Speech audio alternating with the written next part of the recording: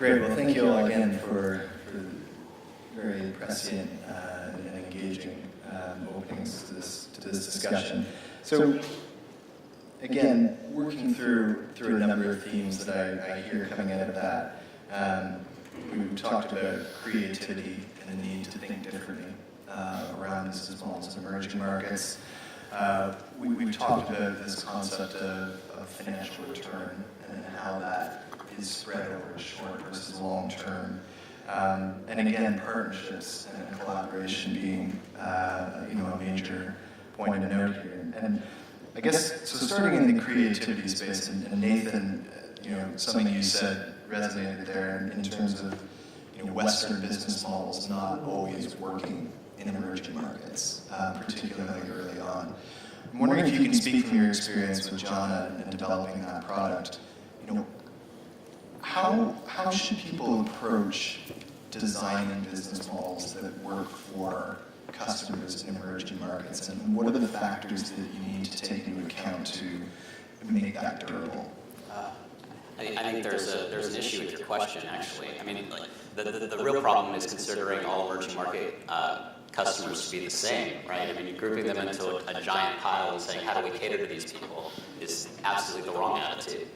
And again, it's an attitude that I had 4 years ago when we started this thing. And what we find is that when we start launching these referral campaigns, what works in Pakistan absolutely doesn't work at all in the Philippines. Right, the types of campaigns that we want to run and try the ways we want to start engaging our members very radically when we're talking to someone who lives in Rio rather than someone who lives in Lagos. And there's an awful lot of learning that we have to do. And so regrettably, it's not as easy as let's design something for the emerging market consumer. The real question is, let's start really learning about the particular market and particular demographic we're going after. Let's go talk to a ton of them and really understand what their needs and pain points are, and then design a service around that. And what do you see as the best way of going about that process? There aren't shortcuts. It's going out into the field and meeting these people and talking about it. And and regrettably, that's the only way we found out how to do it right. Marco, from your perspective at American Movil, you've obviously got a whole suite of services that use data and that customers are gravitating towards. Again, with the caveat that it's very difficult to generalize across many different markets, but how do you approach this creativity problem and really balancing the use case versus the monetization of a service? Well, first of all, you are absolutely right. It's different on each country, each geography. I work with 18 countries and I see so many differences between them. It's completely different. And it's not the same to reach someone that's in the middle of the jungle that's on a large city. So it's completely different. So the same thing does not work for both. I believe that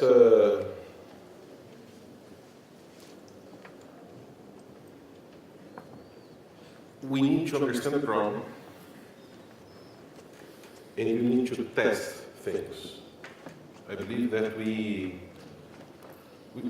it's not one single answer. It's not one single business model. It's not only advertisement. It's not only price points. It's a combination of them. And you need to test and you need to understand what works. And we have experienced during the last 3-4 years. And we have learned a lot of things that we can use to propose new business models.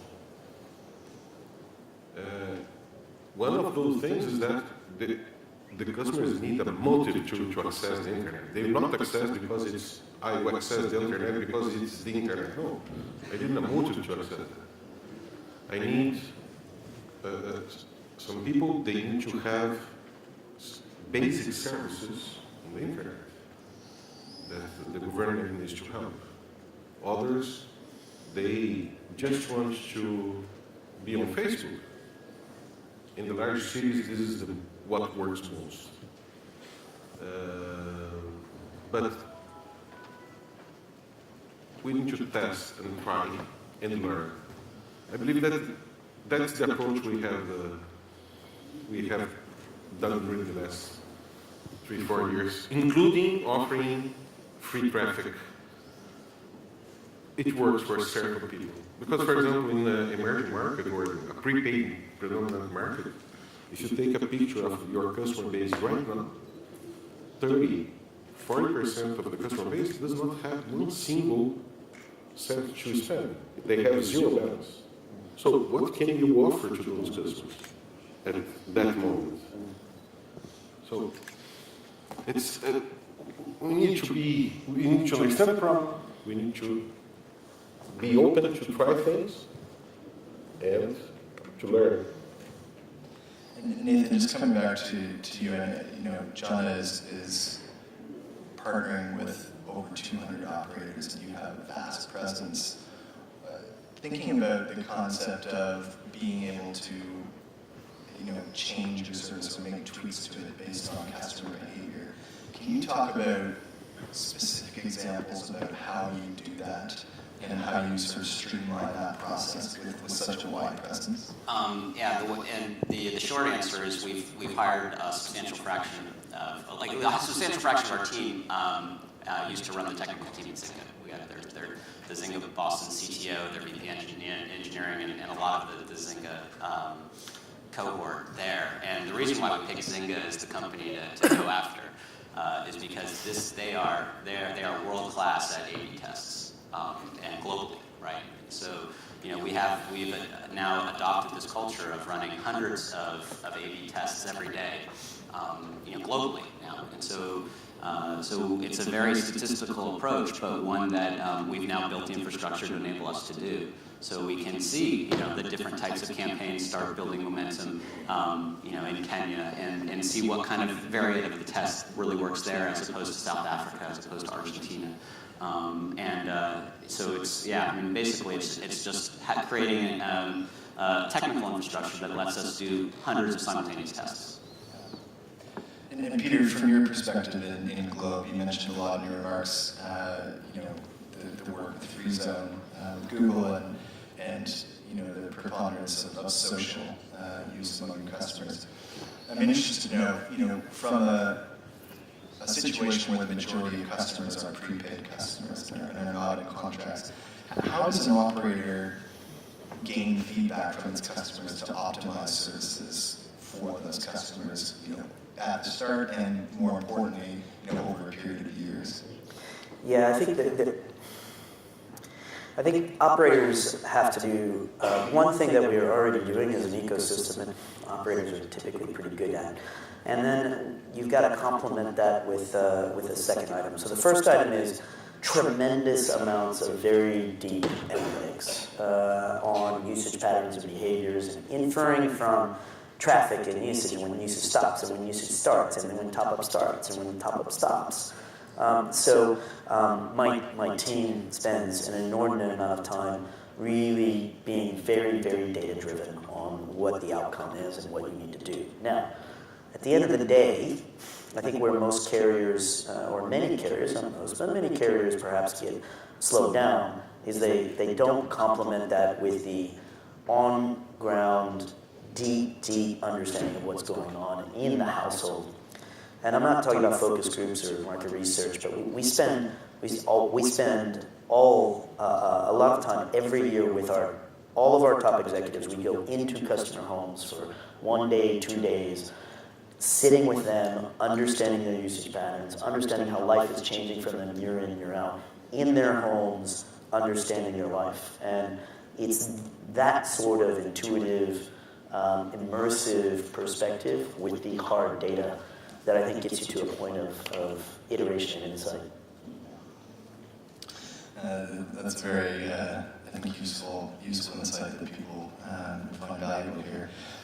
Just to add one thing that I, during his explanation, was thinking about. For example, I'll give an example. it's a funny example, but I believe it illustrates a lot. For example, our customers, prepaid customers that use smartphones, they thought that we were robbing them. Yeah. We start to receive this feedback.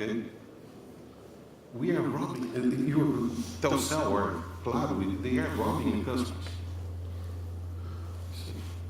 What's wrong with the prepaid platform? There was nothing wrong. The problem is that they have smartphones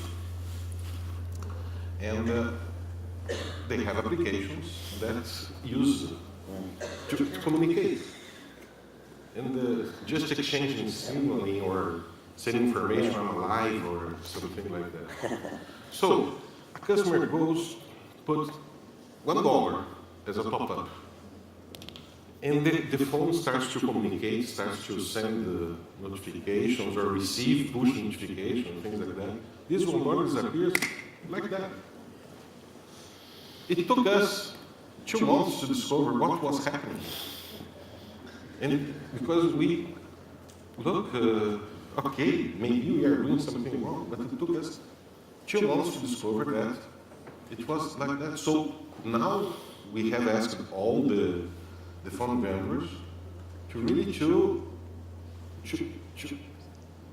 offer the customer the possibility to disable data services when they do something, or we orientate our customers, hey, just before doing a top-up, disable your data services, top-up, do whatever you want to do, and afterwards you can turn it on. But this is the kind of problems that we face every day. And I saw a question in the panel, how to offer mobile telephony where you don't have electricity, you cannot plug in and charge your phone. We need to find ways as well. We need to provide bicycles that you can top up the phone. You need to offer those tools that you can recharge your phone. You can, so it's just to illustrate the kind of problems that we need to face, and we need to be inventive to try to solve. I think, I love that example of your customers saying they're robbed, and I absolutely agree with them. I think they were being robbed, right? I mean, I don't think you guys were robbing them. I think they got who was robbing them wrong. But it is striking how, as consumers, we take for granted we're installing apps that are constantly pushing data back, data that ultimately is being monetized. Data that's being used in models that help get some nominally more likely ad to pop up that I would click on. That's to some degree those people should be monetized for that data, or they should be able to get some money back for providing this type of data that ultimately is being used for advertising. And at the moment, they're not. One of the other themes that I think has come out here is this concept of the short versus the long term.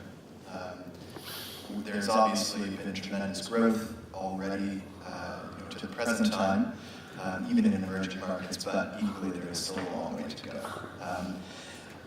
Peter, I'm interested in, again, your perspective from an operator, and perhaps Margaret, you want to comment on this as well. How do you balance, how do you approach the balance of having to invest heavily in the networks to support many of these services that are increasingly being, that are using the data channel, with the fact that because customers are still predominantly low income, under $10 a month ARPU, the returns on that initial investment will initially be small. How do you look at that over a long-term time horizon and justify those decisions? So a couple of things. One is, although emerging markets are quite diverse country by country, I think operators, more than almost any other ecosystem, has done an amazing job at actually providing very good returns on $2 ARPUs over the last 10 or 15 years. If you think of the billions of dollars that we've invested, many industries can't get their head around that sort of scale of investment and that sort of very small micro payments generating the returns that we do. So we already are pretty good at that. The second thing is a lot of the investment that goes on is actually replacing very inefficient technology that we've put in 10 years ago. It was efficient at the time, and now it's incredibly inefficient. We had 3G started in 2006, but those base stations required in the Philippines to have a shed with air conditioning. Well, okay, Philippines gets kind of hot, and electricity is very expensive. You can buy a base station today and just throw it out there in the sun and the typhoons and the rain and the heat, and it will stay. You don't need air conditioning for that. It's a tremendous business case just out of that. So the incremental cost is not actually as big as you would expect to take a leapfrog in technology. And we are very good at monetizing. So for us, we are adamant, we are passionate that we've put this money in the ground. We want not 10% of our users using it, 20% of our users using it. How do we get 80% of the users using it as quickly as possible?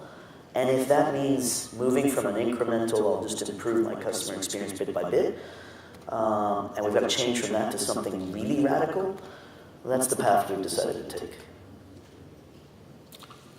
Yes, I'm really optimistic. I believe that we will find the way, and I'm seeing things happening that will help us on the technological side, on the everybody's trying to. I cannot imagine a world without mobile phones, without mobile internet.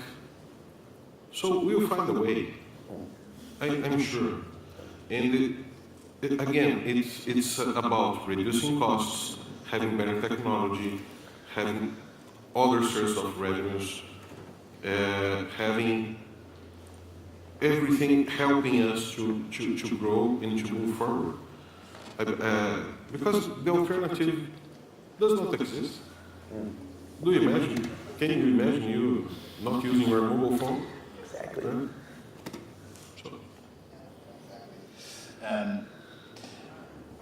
Nathan, coming back to Jana, I mean, as I mentioned before, you were operating in many different countries and with many operators. The concept of partnerships, within that is evident.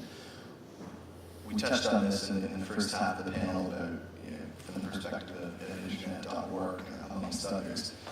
How do you approach getting the most value out of a partnership and sort of, I guess, operationalizing that over a long period of time?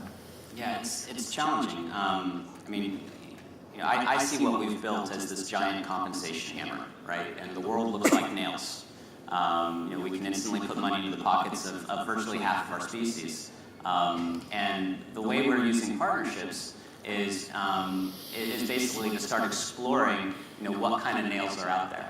So for the World Bank, the nail looks like, hey, we want to, incentivize women to keep their kids in school. For the Gates Foundation, it says, hey, we want to get people to understand what their attitudes and usages towards bed nets are. The UN is really interested in getting a better handle on whether or not people think their local municipalities are treating them equally and fairly globally.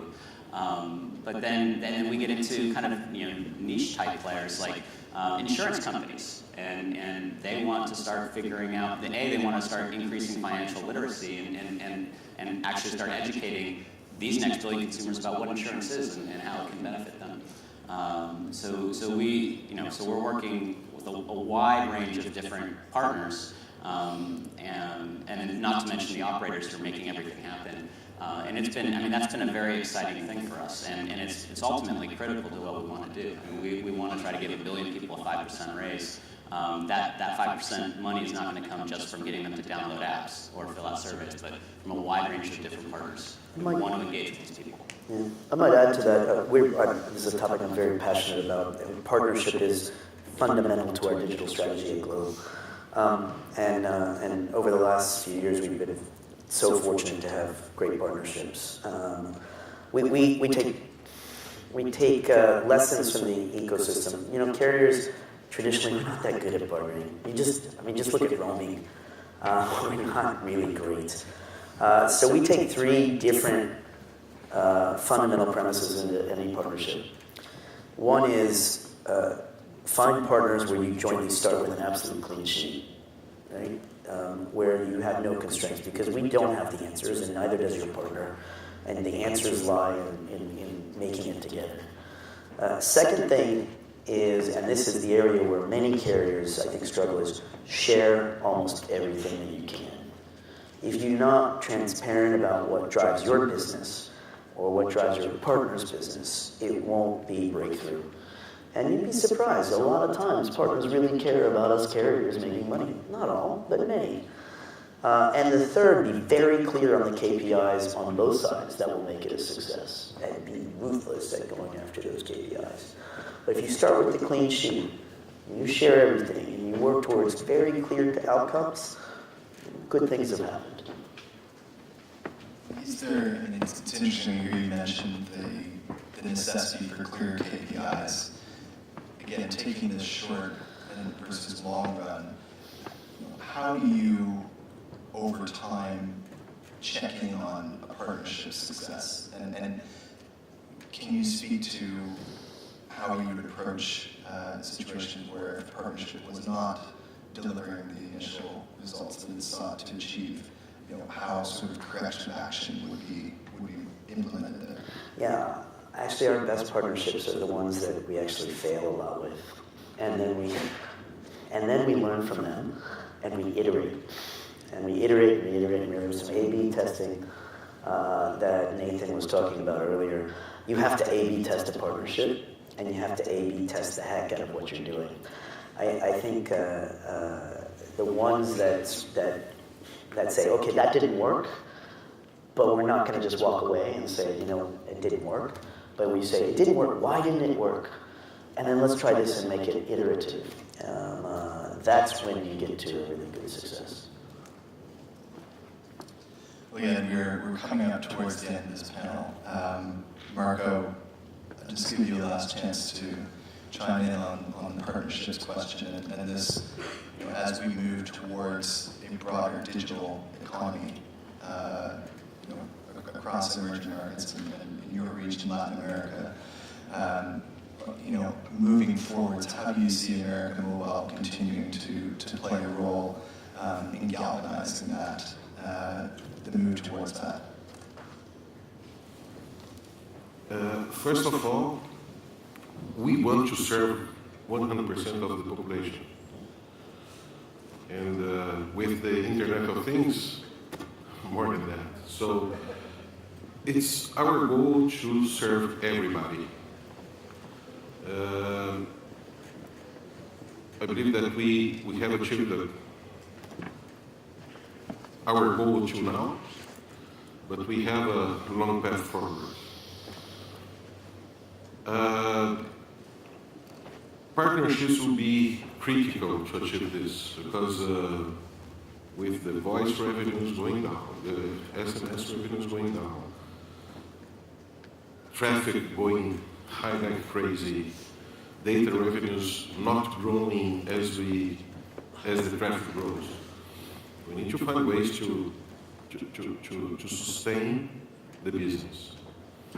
Sustain the business with advertisements, sustain the business with innovative ways, sustain the business, find ways to serve our customers. But